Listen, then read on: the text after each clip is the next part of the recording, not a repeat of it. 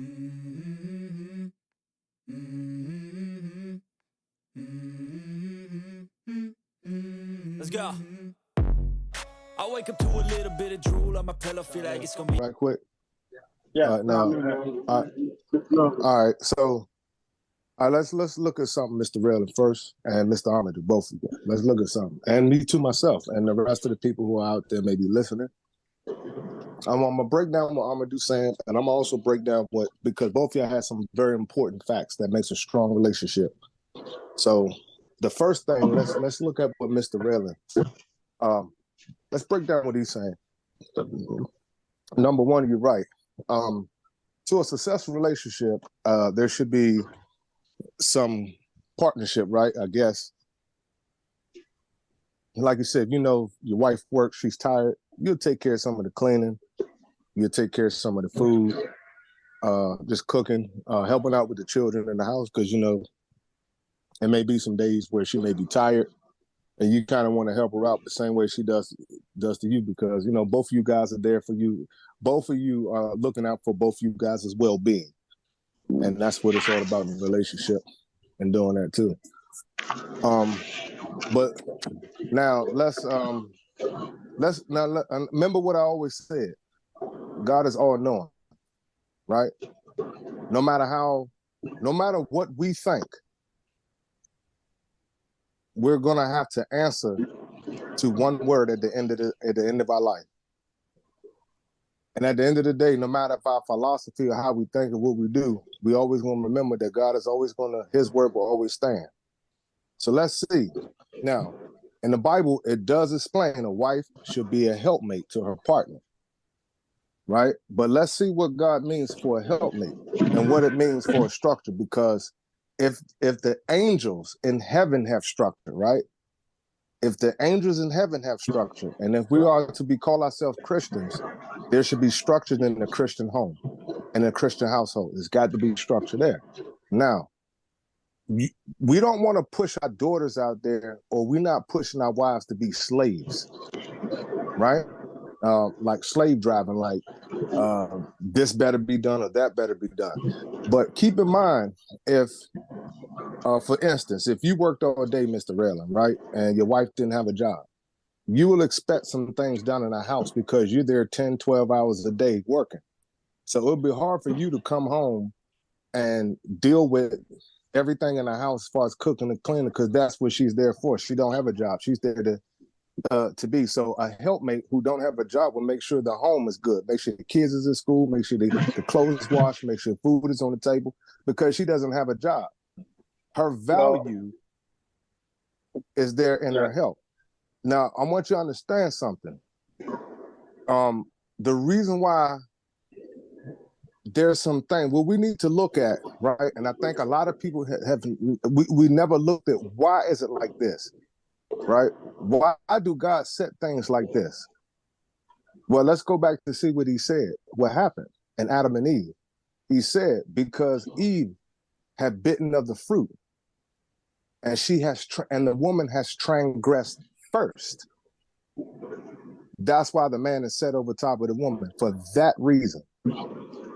So that's a curse because every man and every woman has a curse biblically. Our curse is to slave all day long, labor to the sweat of our brow. So that's our man's curse. We're going to be constantly working hard. As well as the woman, she's going to feel pain, not only feel pain and labor as part of her curse, as well as she feels pain and labor, but also her head is set is the man. So now,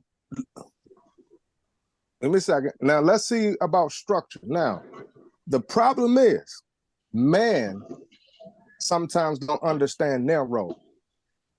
And sometimes the wrong man could take, it's just like if you give power to the wrong person, they wield it incorrectly.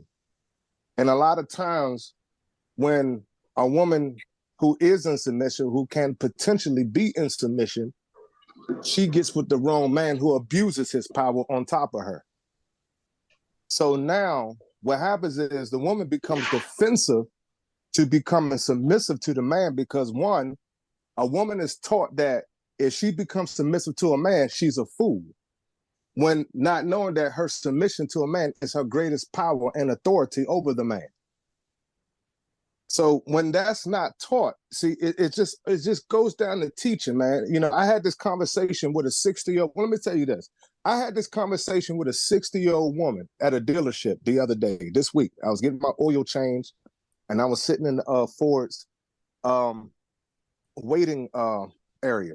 And me and the 60-year-old lady, black lady, African-American lady, we just had a great conversation. And she said, at 60 years old, she's still learning how to be a wife. Now, I want y'all to take this now. She's already lived a portion of his life, and she's still learning how to be one. By 60, you should be able to enjoy your grandchildren with your husband, or whether or whatever family setup has been done through your marriage. But the problem is, we're heading into a time of dangers, because here in America, the divorce rate is extremely high. So what's happening now? Let's say this: if you had 3 daughters, out of those 3, 2 of them is going to be married 2 or 3 times. So which means their first relationship didn't work out. Your 3rd daughter is barely holding on to hers. Now, here's the thing: as a parent, right, we put our children out there to be successful. We don't want to put our kids out there to be disruptive to our house. So we want to make sure our children understand, because one, daughters need to understand never to be taught, never to provoke a man. And a lot of times, a woman not knowing her authority can provoke one. And that's how sometimes our daughters can get in trouble going into another man's house, because she is not taught how to utilize her power. Because if someone's not listening to her, she is going to lash out in an attitude way. She is going to lash out with her back being turned when a man is trying to talk to her. Because remember something, that goes back to the father. If the father was too lenient on her, then she's going to expect for her husband to do the same. And if she finds a husband that has structure, who is not as lenient as the father, it's going to cause disruption inside the home. Because always remember, a woman is looking for a woman like her father. So understand now, I say this again, the man should never harp too much on a woman. And that's the problem. Sometimes a man will harp too much. And when a man harps too much on his woman, she retracts. So a man has to learn and to learn how not to. Yes, you're going to dominate the woman, but don't hurt the woman's feelings. Be careful what to say, because remember, man has to understand our words can hurt a woman's feelings. So a man has to be taught to watch what he say out his mouth. It's not easy, but understand it is very hard for a man to watch what he say out his mouth if he's being provoked. And that's the one thing I always say, because we're living in a time where I see here in America, than any other country, there's a very, very high divorce rate here. So we must look at what's going on, because not only are the people who's not in church getting divorced, but let's figure out why the people who are so-called Christians are getting divorced. And why people that has Christian-based families, how come their children can't stay married? So there's something going on here in America. Because people have a Christian doctrine, but then yet their children's on their 2nd or 3rd marriage. So we need to understand, we got to really look back and see, because remember, there's a scripture in the Bible, I think it's in 1 Peter, where Peter was saying, in the old days, the holy woman adorned their man, adorned their husband. So he's comparing what a holy woman would do. So what we need to understand that we got to raise our children in these days to be set apart. And which means that when you raise your children to be set apart, that means that when your children go to school, other kids can look at them, because now they have like a leader structure in the school. Your children are leaders in the community. Your children are leaders wherever they go, because they were taught to be set apart. So when you teach your kids to be set apart, then that becomes a role model figure, because when it boils down, you really see it, A lot of children don't have no GPS. They don't have no guidance.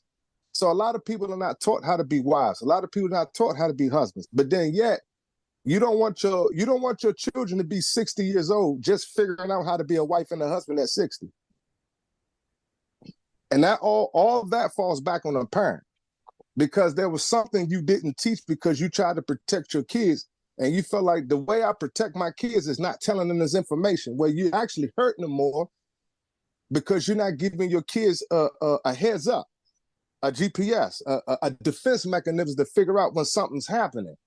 You know what I mean? And a lot of times I'm starting to see here in America that moving forward after 2023, the divorce rate is going to get worse now.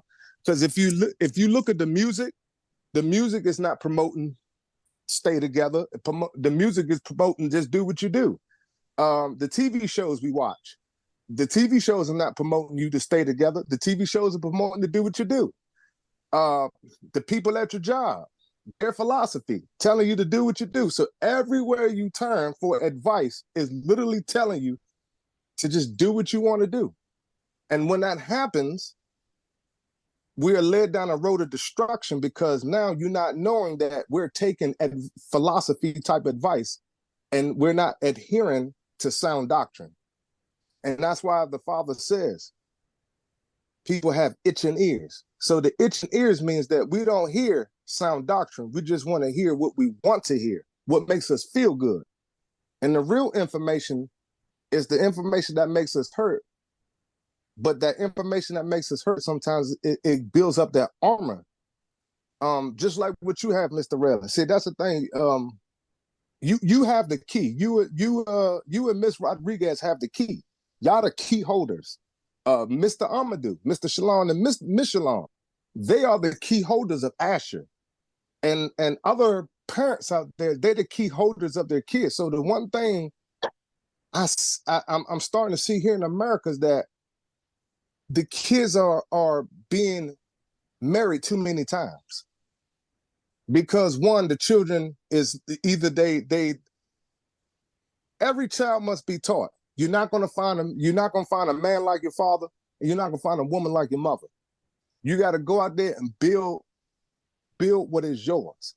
But look for something that's right. See, children need to be taught that, because subconsciously, if you don't say that over and over, the child is going to leap to what they have in their mother or father.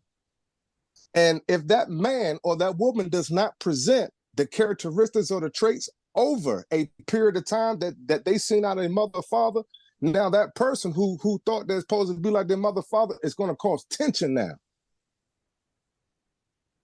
It's going to cause tension, because everybody comes into a relationship with an open expectation and a hidden expectation. I say that one more time. Everybody comes into the relationship with an open expectation and then a hidden expectation. The open expectation is, okay, I want a man who's secure. I want a man who wants to be protective. The other one is, for the man, is that, man, I want a woman who's going to be for me. I want a woman who's going to have my back. I want somebody who may grow with me, do business with me. These are open expectations. But what are the hidden expectations? What are some of the things that people don't mention when you're meeting someone? I want you to be like my mother. I'm looking for you to be like my father. I'm trying to control you. I don't want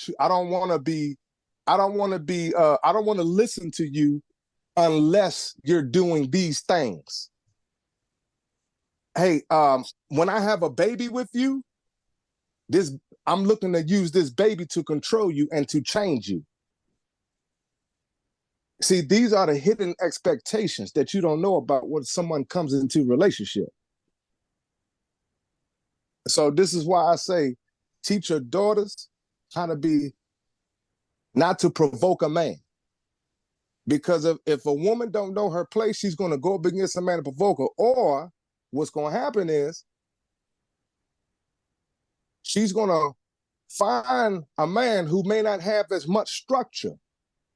And what's going to happen, your kids is going to be loose. Your kids is going to be married 2 or 3 times. Because you got to be everything. Look, that's why if you go back to the Bible, the man had structure. And if God says this, not even the angels in heaven gets away. So if the angels don't get away and the angels have structure, what makes you think we don't have supposed to have structure? That's why I would say be careful when we lean onto our own understanding. That means that we only leaning on to what, 35, 38 plus years of understanding, 40 years plus, 50 years, 60 years. God has been around since the first day. We haven't even lived 100 years.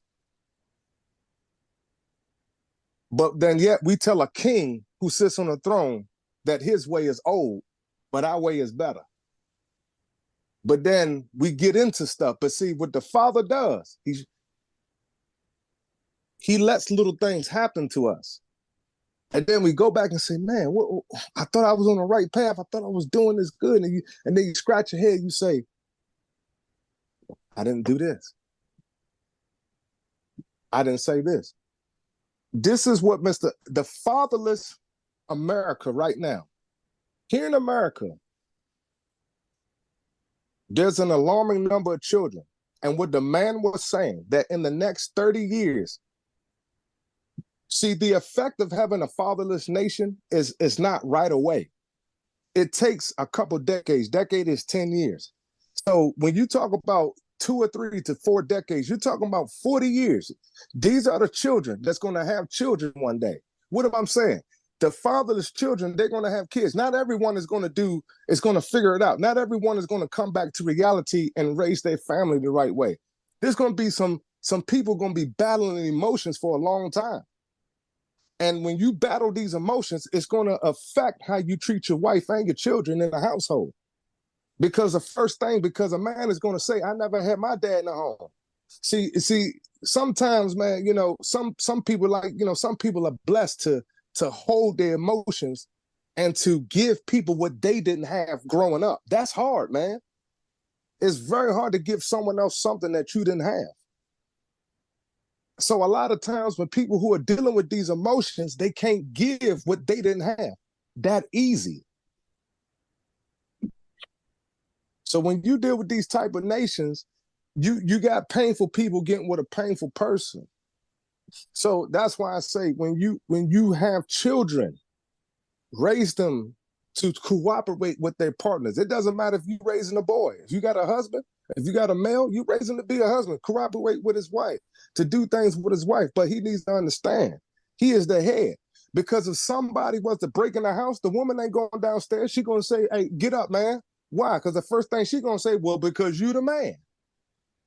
See, women know what to say when certain situations come up, but then sometimes you got women that forget their role because they want to be dominant. They want to be over the man. And then in that case, I'm not saying that you got to have a man who's going to be a slave driver who's going to tell you, hey, baby, when I say jump, just say how high. Nah, that's not the type of brother I'm talking about. See, you could still be a gentleman. You could be submissive to a gentleman. Just don't provoke the man.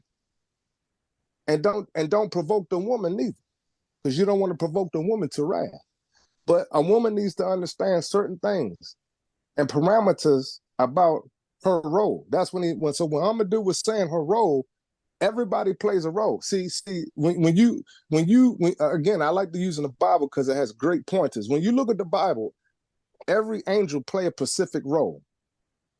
So everything that God creates plays a role. So when you go into marriage, that is a contract with God. I don't care if you're Asian. I don't care if you're white, black, Spanish, no matter what country. If you married in Africa, if you married in Brazil, you married in Canada. I don't care if you married at the top of the mountains when nobody was there, it was just snow. You still went into contract with God.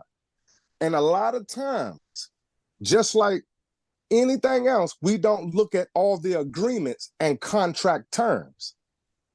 See, that's the thing. A lot of us are getting married and not knowing the terms. And a lot of us get married not knowing where to look up these terms at. We're just not taught. So a lot of times we don't come into this knowledge until about 30, 40 years old, realizing Man, hold on, man. I've been doing things a little differently than what this Bible been talking about. Because remember something, God is always going to have the final say. When you do something opposite of what he say, I guarantee you something's going to happen. And it may not be necessarily physically detrimental, but something's going to come into your life and hold your time up. And that's why I say, always remember that everyone plays a role. If the angels in heaven has a role, then people on earth must play one. The thing is, which one you're going to play. So you want to make sure your children is not being passed around from marriage to marriage to marriage to marriage because they can't figure out how to keep a home. You don't want your daughter to be having children with 2 or 3 different men because she didn't get it right on the first man. So now she got to go to the second and third, and by that time, how many children? You don't want that. You don't want your boy to do the same thing. No boy wants that. But see, every parent wants the best for their child, or every parent should want the best for their child. But the thing is, we have to look at what has been here before we was born. We got to look at what was wrote before we even had a mind to think about or to think with. So before we even came into our own thoughts, we got to figure out what was put here for us to adhere. So always understand, man. I think with the role submission, a woman must kind of get with the right man. She got to get with the right person. She has to get with that right boy that knows his role. That man who knows his role. But if you have a man who's overly aggressive, a man who's maybe too controlling, these are things that are happening. So with you, Mr. Randall, I mean, I'm pretty sure like Mr. Brother Armor, none of you guys are too controlling. You know, y'all don't mind y'all wife doing things and exploring things or doing things. No, y'all don't mind. Because y'all know y'all got a good woman who's gonna come back home. But the thing is, you want a woman who's gonna understand you.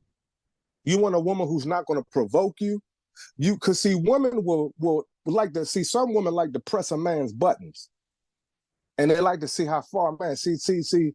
That's the why would you want to do that? Why would you want to press their buttons?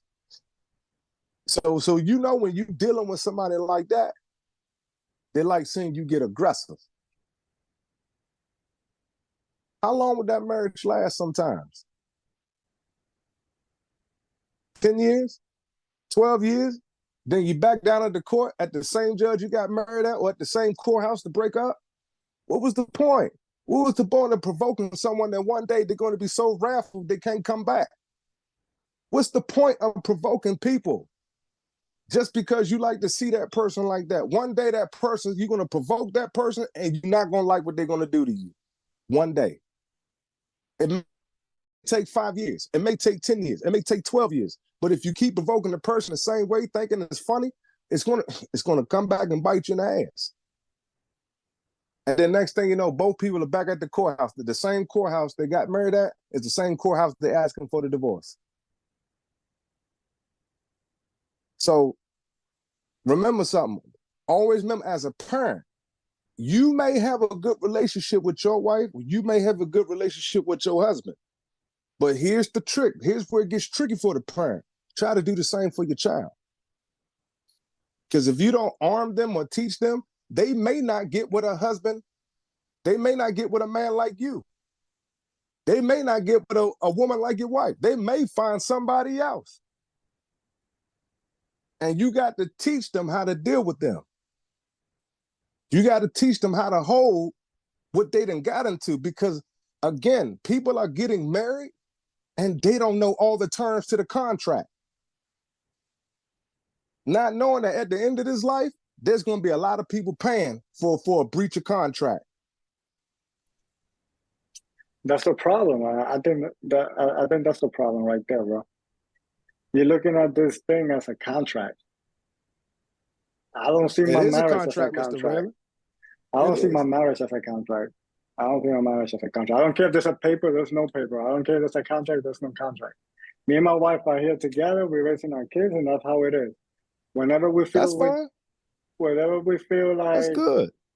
it's time to move on, then we move on. But right now, we're here and we're working together. We're partners. That's what we are, partners, and we love each other. Mr. Redland, I say this kindly. There's going to be everyone on this earth will see one king, and I can only tell you that at the end of the day, no matter how we feel or think, we will be judged by his rule, not our own. And that's why I say, that's why they tell you, prepare your children to meet this God. That's a command. Prepare your kids to go meet God, because one day, your children's going to meet the same God that we're going to go meet. And God is he's going to rewind some things. And he's going to say, remember when you said this? Remember when you said, see, that's a lot of things. Like, I'm not saying it to be like, man, I'm saying it like for myself, Mr. Redland. Even I'm a dude. I even look at like, man, hold on, man. Let me try to get myself and get myself straight, because I've been battling some things too myself. Because sometimes I have my own way of thinking, and it's actually been kind of helping when I kind of slow myself down and kind of look at things in a better light. It's kind of helped me gravitate and keep my mind on track. You know what I'm saying? Because the world is so confusing now. It's a lot of things. So if you have something that's working for you, there's nothing wrong with that. If you guys are having joy, if you guys are enjoying you guys' company, man, Mr. Redland, that is a great thing. You guys are enjoying a great thing right now. But you want your children to enjoy the great thing. But what I'm saying is that you want to give them a GPS when all else fails. God's word is the best. God's word is better than our own. There's no advice better than his. Because at the end of the day, when you take God's advice, you can never lose.